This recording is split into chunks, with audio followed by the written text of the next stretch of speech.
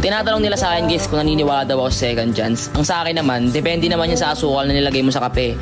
Tapos, pagtulog na yung bata, tsaka ka na lumabas. Kasi hindi mo naman malalaman na mabaho yung kanal pag inom mo yung manok na bagong luto eh.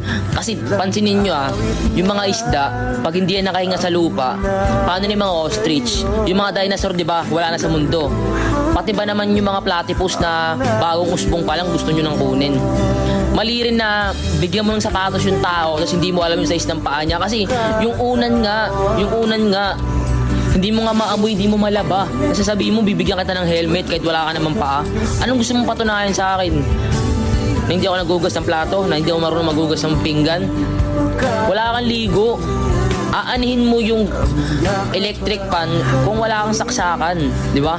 Di ba? Isipin niyo na lang guys, isipin niyo yung thermos, pag lumamig yan guys, wala kang magagawa.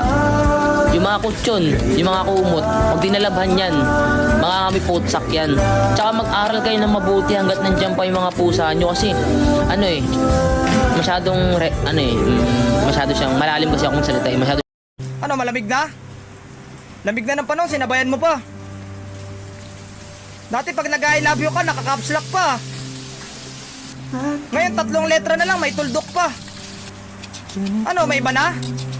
Sawa na? Jo, ano ba? Kung sawa ka na, sabihin mo. Jo, ano? Oo! Pagod na pagod na pagod na pagod na pagod. Kala mo wala lang? Mahal mo ko pero parang kalaban? Unang salta niya sa Manila, tinawagan niyang alaga niya na baka. Sabi niya, huwag ka makulit dyan ha. Nakita mo lang boys yung balde namin, di ka na nag-chat ah. Kuwawata ako sa'yo. Tapos nakita mo lang cup noodles yung baso namin. Di mo na ako pinansin. Wala ganun talaga. Mahirap lang kasi kami boss.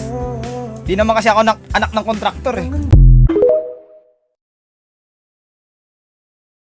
Kidding aside mga kaibigan, no?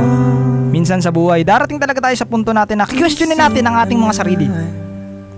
Bakit hindi na lang ako? Bakit hindi na lang ako? Ang tanong natin sa mga sarili natin.